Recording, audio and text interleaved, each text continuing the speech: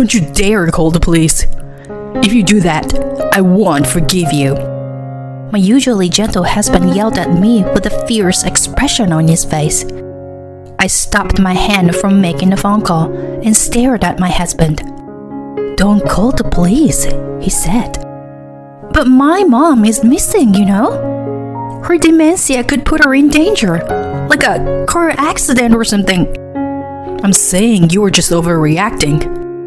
She'll come back when she's ready. I couldn't shake the feeling of doubt about my husband's argument. Then he attacked me further. You know what? I've been meaning to say this for a while, but your nervousness is making her dementia worse. Don't move around too much and wait for her to come back. He left me dumbfounded and went back to his room. Does he really care about my mother's safety? I felt betrayed by someone who was important to me and was in shock. I have to go look for her now. I pushed aside my sadness and started searching for places where my mother might be. This wasn't the first time my mother disappeared. It started a few months ago. What? My mother?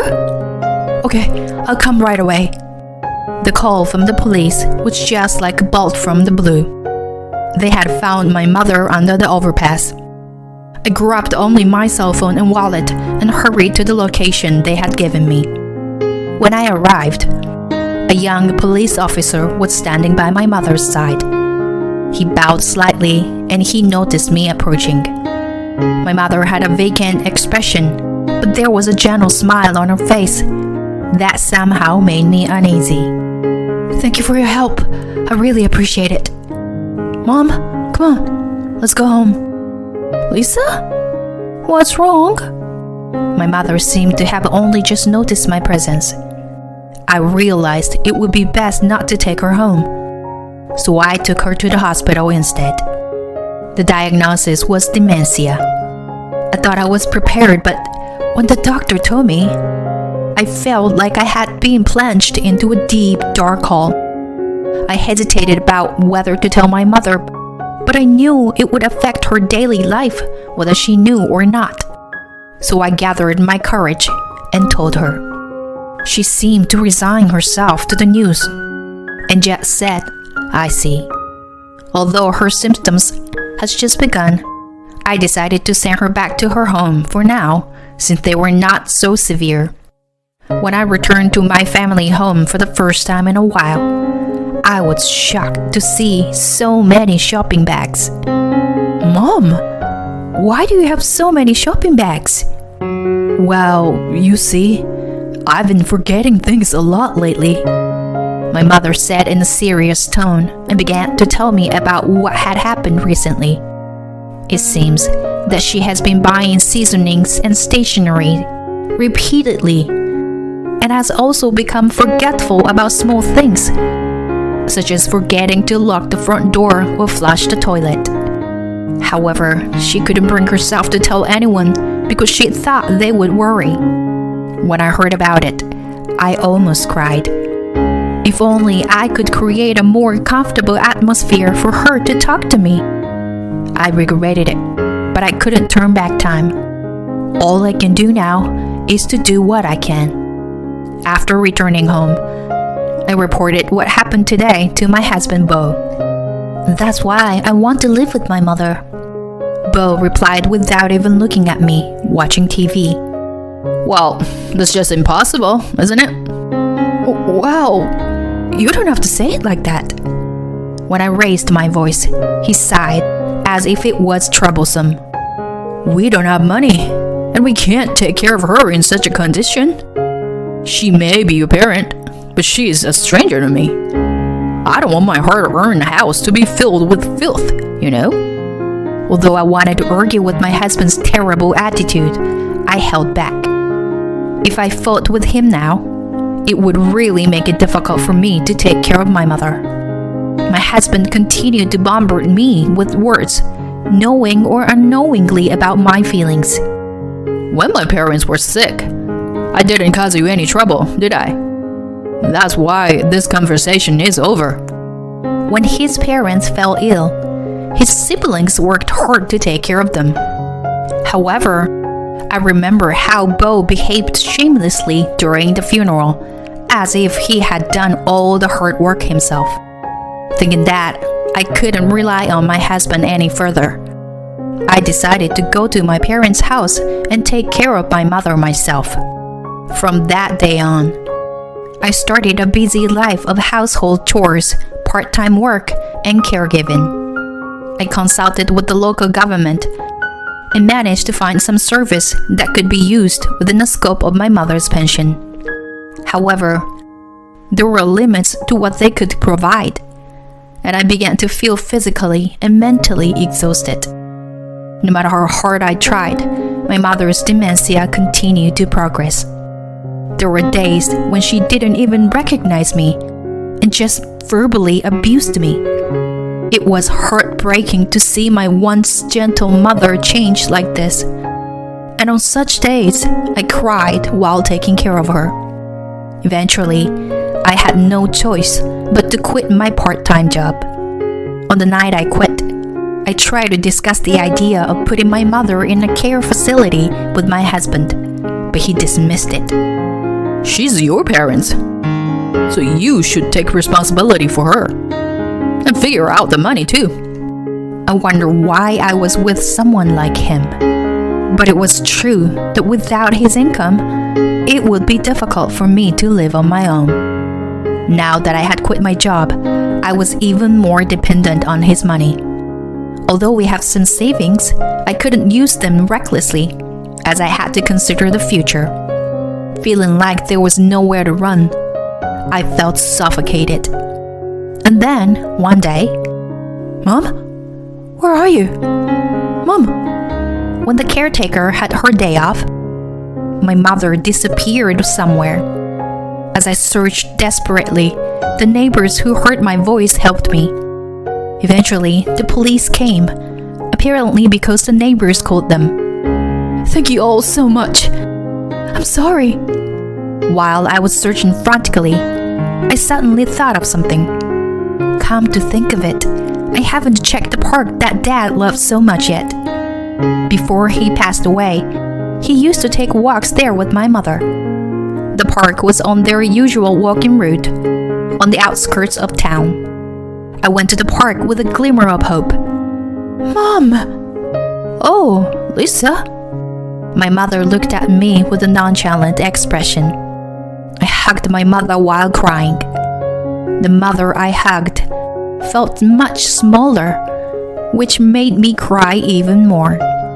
After thanking the people who helped me search for my mother, I returned her to her house. My mother seemed tired and fell asleep right away. When I returned home exhausted, my husband was lying on the sofa. Without trying to hide his irritation, he clicked his tongue at me. I heard she was at the park this time. You made a big fuss. You should have looked for her properly before calling the police. If you knew, you could have helped me, couldn't you? Huh? I'm tired from work. I'm different from you, who have nothing to do every day.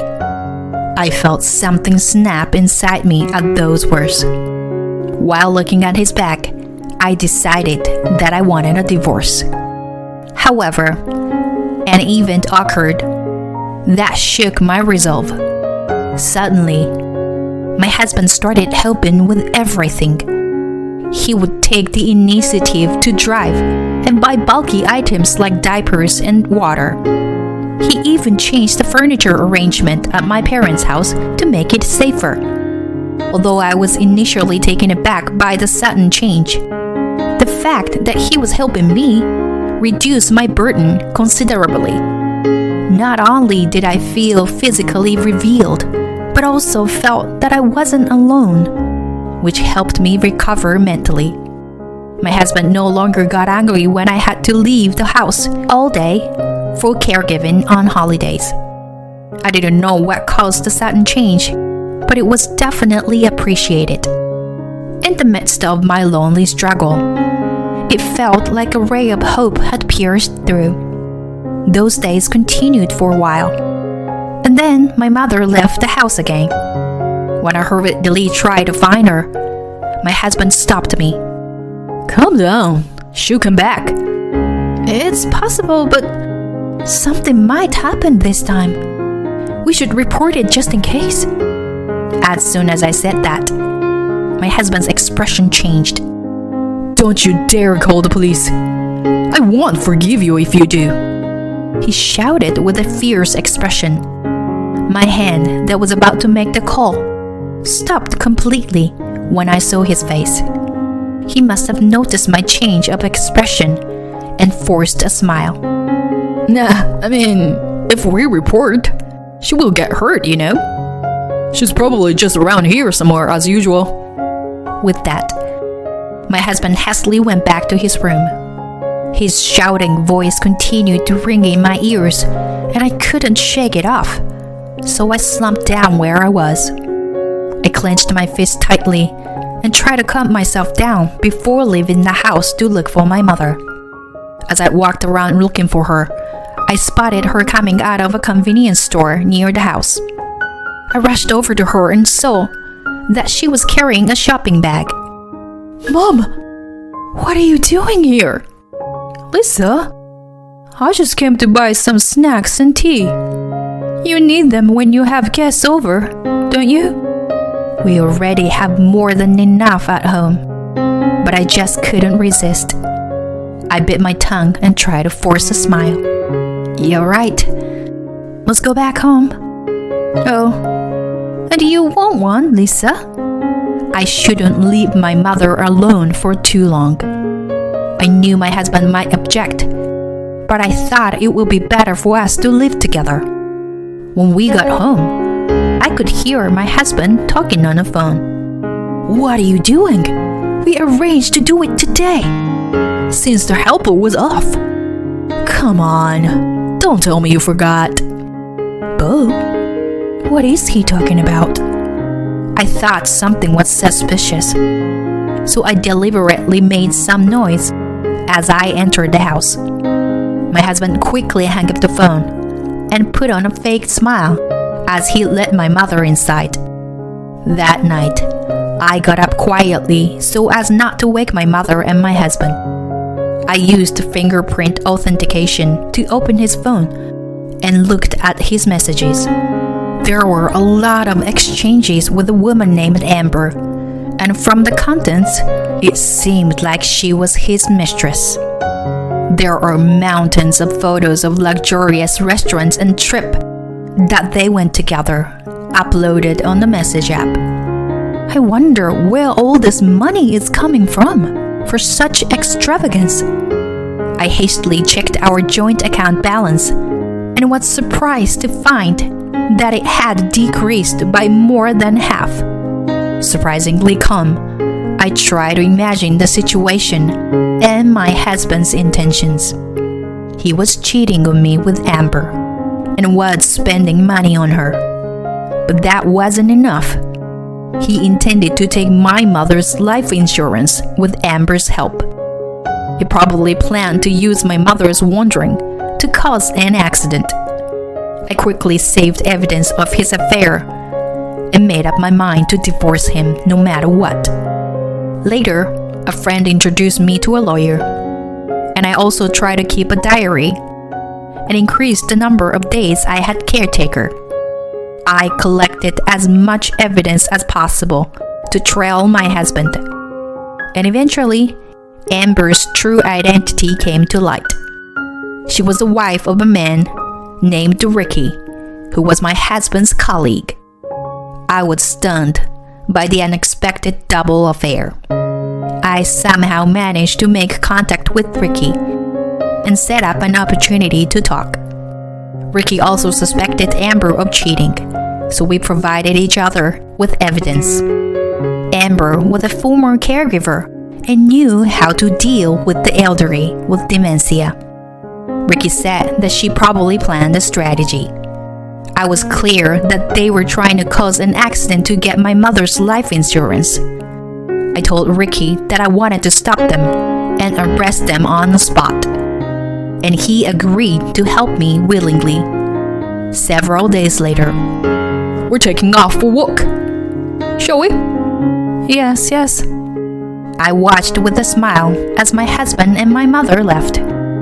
I secretly attached a voice recorder and GPS to my mother's clothes and followed behind them so they wouldn't notice. My husband pulled my mother to the park without waiting for her to respond. Then brought her to the middle of a path and tried to leave.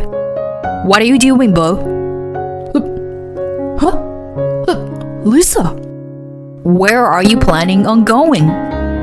Leaving my mom? No, it's not like that. This is... At that moment, another couple appeared, essential to the plan. Ricky grabbed Amber's arm and stood her in front of my husband. He threw her bag on the ground, and the bottle of sleeping pills spilled out. My husband realized there was no turning back and kneeled on the ground. We weren't planning on causing any harm. We just wanted to put her to sleep and leave her somewhere far away. What? That's already harmful. What are you thinking? It seems that they were planning to abandon her in an unfamiliar place, hoping that she would get into an accident so that they could receive the insurance money. He believed that he could then live happily ever after with Amber on the run. Ricky and I were both disgusted and immediately told them we wanted a divorce.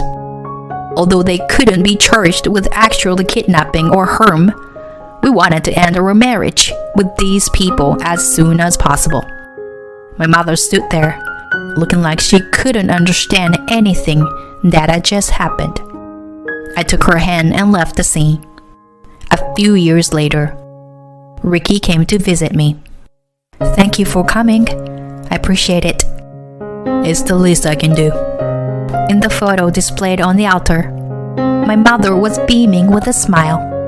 Thanks to the voice recorder I had on my mother's clothes, we had the evidence we needed to claim compensation. Around the same time, Ricky changed his job and became an influential employee at a large corporation in the industry. As a result, my ex-husband's bad reputation spread throughout the industry, and he could not find work in the same field. It seems that once he became unemployed, his relationship with Amber became strained. After all, she was only interested in his money. As the progression of dementia advanced, my mother peacefully passed away 3 years after I started taking care of her. In her final years, she was unable to recognize me. However, she said, "Thank you, Lisa," before falling asleep for the last time. Despite all the hardships, I felt a profound sense of loneliness and emptiness after her passing. I served Ricky some tea, and we chatted for a while before he asked me a question. What are you going to do now, Lisa?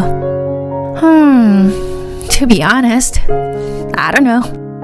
I've lost both my parents, got divorced, and ended up alone. But maybe this is a new beginning for me. I've gained freedom, even though I've lost a lot.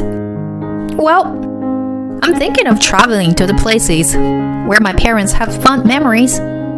That sounds like a great idea. As we talked, I felt like the photo of my parents on the table was smiling at us.